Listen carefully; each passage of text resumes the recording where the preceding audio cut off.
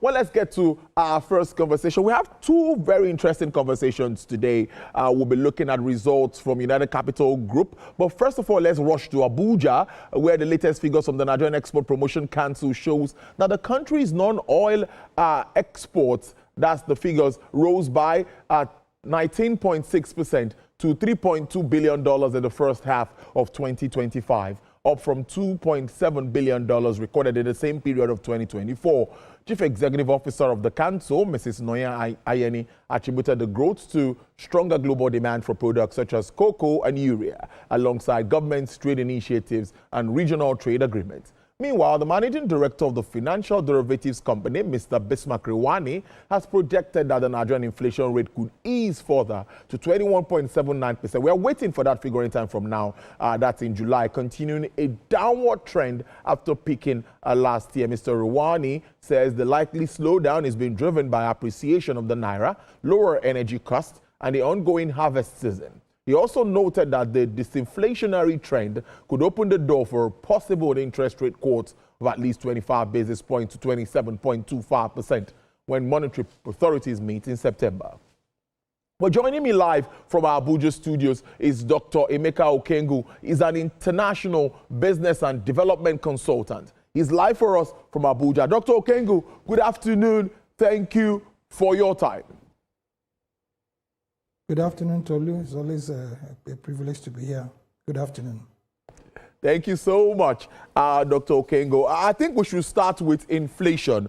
We are expecting the NBS to get the figures to us anytime from now. What are you thinking? Do you think that we'll stay with that decline that we've seen in recent times? I think for like 4 or 5 months now, we've seen a reduction in inflation figures. Do you think this will be sustained moving forward?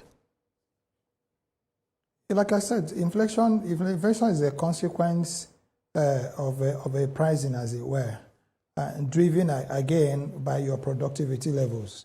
So as long as we remain productive and we expand our productive base, inflation will keep climbing down. And as long as our food prices are getting more affordable and the food prices are falling, inflation is also going to be deepening, because a lot of the things that drive most of the items that drive inflation actually, within the food basket. And with the latest dipping of food prices, definitely, I expect that inflation, will keep dipping. But like I would always tell you, I wouldn't be comfortable until we have, something below the single digits. Then it's then we can now know that we're on back onto the track of returning onto the path of prosperity. The factors and the fundamentals around inflation in Nigeria is something that is also concerning, and I know you like to have a view around it. What do you make of those fundamentals, the structural aspects and all of it? How do you see us walking through it? The farmers, a bit of challenge, a bit of stability in some cases, but it's neither here nor there. So where do we really start from? Well, it's there. It's not neither. It's there. We know what the issues are. As long as the farmers are productive and the inputs are cheap, what are these inputs? Fertilizers, farm implements, seedlings, and above all, security. And as long as you now have this volume, you have your values, because like I told you, it's all about your outputs, and it is all about the inputs that get into, you getting those outputs. So the back end factors are very, very important. Most important, of course, will be, security. The other will be the readiness of the land, and then the factors that also encourage you to till that land sustainably, and then, most important, cheaply. So if you have, cheap fertilizers, you have access to plowing materials, clearing materials, which is where you now have your machinery inputs, and then you have your seedlings, you have your pesticides and insecticides. Like I keep saying, you have your security. Of course, production will dip, and the production dips, price of foods will dip. The price of foods dips, inflation will dip. And that's how it goes. It's there. It's not neither nor there. The structural, will now be what runs it. Okay, you're talking about your structure, you're maybe talking about your policies, your fiscal and your monetary policies. All those are just back ends. But at the heart of it is your output. And at the heart of your output is your input. That's how it seems to make it as elementary as we can. Now, Dr. Okengwu, we've had this conversation times. I can't remember how many times we've had this conversation. That's talking about the reforms and the fallout of the reforms. Yesterday, the DG of WTO visited the president, and she commended the president, saying the economy is stabilizing. And that means that something seems to be right at this time. Well, I'd like you to react to that and the fallout of these reforms. What next? What are those things that we need to start to activate now for it to start to trickle down? You know, we talk about inclusive growth. What are those things that you think government needs to embark on, like, immediately, so that it starts to trickle down? Well, if I can recap the DG of the WTO, why she commended, the reforms, she also now reiterated what I've always told you, that we must build social safety nets that are inclusive and total. Okay, that was her point. She said, yes, the reforms are good. And like I told you, I've always told you, if we don't do them, what else would we do? If we didn't take those decisions, which way would we go? Okay, there is nothing in the reform that is not right, that is not commendable, that is not needed. But it's not the after effects or the aftershocks of the reforms. And this is what the DG was saying. How do you now begin to now build, inclusive social safety nets that can be able to, probably ease a little bit of the burden and pain that the reforms will be bringing. The reform is like any other thing. It's like you deciding you want to lose weight, you deciding you want to do a medical protocol to probably remove, some growth or cyst or something. You deciding that you want to, change your status, maybe from a master's degree, which you possess now, go to get a PhD. There are demands, and those demands don't come cheap. Okay, they don't come light. But the moment you have that determination, all you just need to do is to be able to now, okay, I'm going on leave of absence. How am I able to manage, with the little I'm getting for my family to be comfortable? Now, this is where you begin to now rethink, the kind of things you do, how you do them, when you do them, and what you spend to do them. Okay? So, Tolu, reforms are required. Every reform, every policy, program that's been put in place is required. But like I keep saying to you, I give you a typical example, with the removal of a subsidy. Yes, the presidency or the government also now introduced the CNG. I remember the last time I came here, I said to you, if you go to any CNG dispensing, station in Nigeria and you find 300 cars there, you probably see 290-something on the line of the CNG, and there may be 3 or 4, where they're getting the PMS. But these, stations are not enough. If we had every station having a pump or so, you would see that that's one way to go. So one thing is for you to do reforms which are needed. Another thing is for you to be able to create the social safety nets that necessarily does not, have to be handouts. But it can be services that are affordable. It cannot be services that are supported with some kind of instruments that can form, if you want to call it undercurrent, if you want to call it a subsidy, so that it becomes a little bit more available and affordable, just like the CNG is now. And I can tell you, I think the last time I read somewhere that there's a new policy now, to make certain that the commercial vehicles now get their automobiles retrofitted for free. That's a good way to go. That is some kind of subsidy or some kind of social safety program, as it were. If we're able to stretch it along all the other, factors and sectors, house rents, school fees, medicals, you find out that yes, people are able to deal with this, in better. It will be easier to carry this bitter pill that we must swallow for us to get to El Dorado, at least if not for us, for our children and their children to come ahead. Now, staying with the WTO visit, what do you make of Nigeria's trade policy, particularly at this time where we are doing pretty well with our exports. You saw the figures from the Nigerian Export Promotion Council saying our production or exports hit about 3.2 billion US dollars, up from about 2.7 billion dollars where we were before.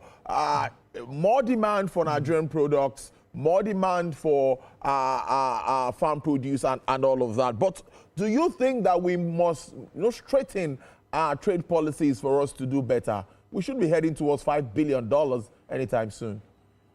Yeah, that's very true. And considering that, the drivers of this increase, surprisingly, is cocoa.